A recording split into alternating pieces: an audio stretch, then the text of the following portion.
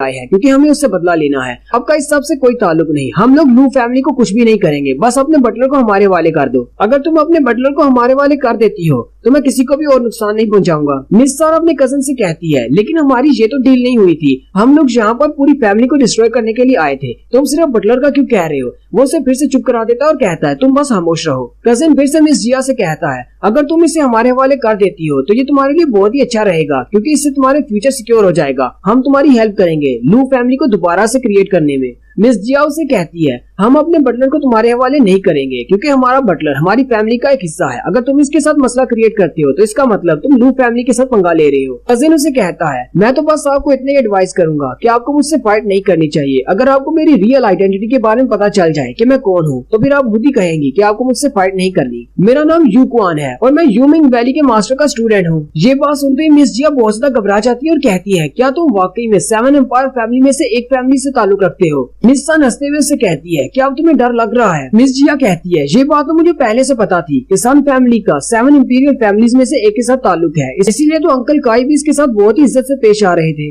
Miss जिया जू fan के बाजू को खींचते हुए कहती है, जू फैन अब हमें क्या करना चाहिए? जू फैन आगे बढ़ता है और कहता है, मेरा नाम जू फैन है और मैं इस फैमिली का बटलर हूँ। जू फैन उसे कहता है, चलो मुझे बताओ तुम इसको कैसे हैंडल करना चाहते हो? 1-on-1 फाइट करना चाहोगे या फिर सभी एक साथ आओगे? यू क्वान उसे कहता है, मेरी कजन ने मुझे बताया है कि स्ट्रेंथ के मामले में तुम काफी ज्यादा स्ट्रॉन्ग हो। अगर मैं तुम्हारे जैसे किसी से हार जाता हूँ तो यूमिंग वैली का नाम खराब हो जाएगा। साथ ही वो बड़ी स्पीड के साथ उसके सामने पहुंच जाता है और उस पर अटैक करता है। जू फैन जल्दी से पीछे की तरफ जंप करता है लेकिन उसके चेहरे पर छोटा सा कट लग जाता है। कजिन उसे कहता है, लगता है कि तुम डॉज कर सकते हो, तुम इतने भी बुरे नहीं हो। मिस जिया आगे बढ़ती है और जू फैन से पूछती है, जू फैन क्या तुम ठीक हो? जू फैन कहता है, हाँ मैं बिल्कुल ठीक हूँ, परेशान होने की जरूरत नहीं। और साथ ही वो अपने हाथ पर अपनी की पावर को रिलीज करता है। जबकि कजन भी ये सोच रहा होता है, ये मेरी की के प्रेशर को महसूस करके डर क्यों नहीं रहा? लगता है कि ये तो बहुत ज्यादा एंजॉय कर रहा है। आखिर ये लड़का है कौन? वो भी यही सोच रहा होता है कि जू फैन जंप करके उसके सामने पहुंच जाता है और उसे पंच मारने लगता है। कजन भी उसके सामने अपने हाथ को करते हुए दोनों के पंचेस आपस में टकराते हैं और वह दोनों ही अपनी अपनी तरफ पीछे की तरफ धकेले जाते हैं। मिस सन अपने कजन से कहती है, तुम्हें बहुत ही एहतियात करना होगी। अंकल काई भी इसके सामने नहीं टिक पाए थे, वो भी जख्मी हो गए थे। उसका कजन जैसे ही अपने हाथ की तरफ देखता है तो उसके हाथ पर भी ब्लड निकला होता है। यू क्वान कहता है, मैंने तो सोचा ही नहीं था कि यहाँ पर मेरा सामना किसी ऐसे से होगा जो कि मुझे हर्ट कर सकता है। वो भी सोचना शुरू कर देता है और कहता है, कहीं ऐसा तो नहीं कि लू फैमिली का बटलर एक डीमन कल्टीवेटर है? और साथ ही वो डीमन कल्टीवेटर की हिस्ट्री के बारे में बताता है कि डीमन कल्टीवेटर्स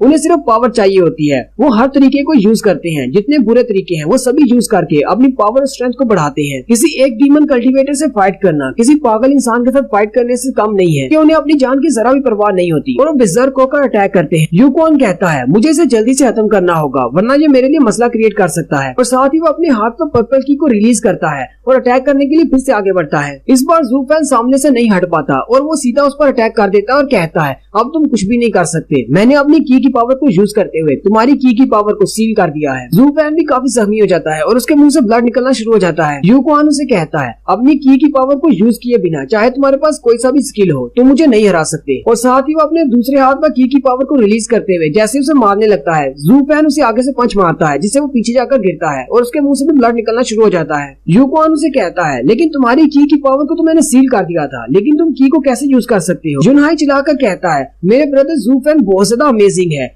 कोई भी अटैक उन पर काम नहीं कर सकता। लेकिन जू फैन जो कि पहले बड़े आराम से खड़ा होता है वो उसी वक्त जमीन पर गिर जाता है और उसके मुंह से बहुत ज्यादा ब्लड निकलता है। लू फैमिली वाले भागते हुए उसके पास आ जाते हैं और कहते हैं, अब इसे क्या हुआ? जबकि यू क्वान हंसते हुए कहता है, मैंने इसकी की पावर को सील कर दिया था लेकिन इसने अपनी बॉडी को फोर्स करते हुए अपनी की पावर को रिलीज किया। इसका मतलब यही है कि अब ये बहुत जल्दी मरने वाला है। मिस जिया उसे कहती है, तुम्हारी इस बात का क्या मतलब है? यू क्वान फिर से उठकर खड़ा हो जाता है और कहता है, हालांकि मैं बहुत ज्यादा जख्मी हूँ लेकिन फिर भी मैं सिर्फ अपने एक ही हाथ से तुम्हें इस कंडीशन में मार सकता हूँ। और वो अपने हाथ को आगे की तरफ करते हुए उसे मारने के लिए आगे बढ़ता है। सबसे पहले मिस जिया उसके सामने खड़ी हो जाती हैं और उसे रोकने की कोशिश करती हैं, लेकिन वो मिस जिया को छोड़कर आगे बढ़ जाता है और उसे कहता है, मैं तुम्हें आज नहीं मारने वाला। फिर टोंगलिंग उसके सामने खड़ा होता है, वो टोंगलिंग को साइड पे कर देता है और कहता है, मेरा रास्ता ब्लॉक करने की कोशिश मत करो। और वो सीधा जू फैन के पास चला जाता है। जू फैन जख्मी हालत में नीचे पड़ा होता है और वो अपना पंजा जैसे उसे मारने लगता है। उसी वक्त कियान लोंग फैमिली का एक लड़का जिसका नाम लोंग जी होता है वो वहाँ पर आ जाता है और उसका हाथ पकड़ लेता है। यू क्वान उसे कहता है, ये तुम क्या कर रहे हो? तुम मुझे क्यों रोक रहे हो? जबकि मिस सन भी उसे वहाँ पर देखकर हैरान हो जाती है और कहती है,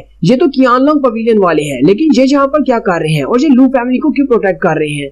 और यहीं पर हमारी एपिसोड 6 का एंड होता है। एक्सप्लेनेशन अच्छी लगी हो तो कमेंट करके जरूर बताएं। चैनल को सब्सक्राइब कर दें, वीडियो को लाइक और शेयर कर दें। शुक्रिया।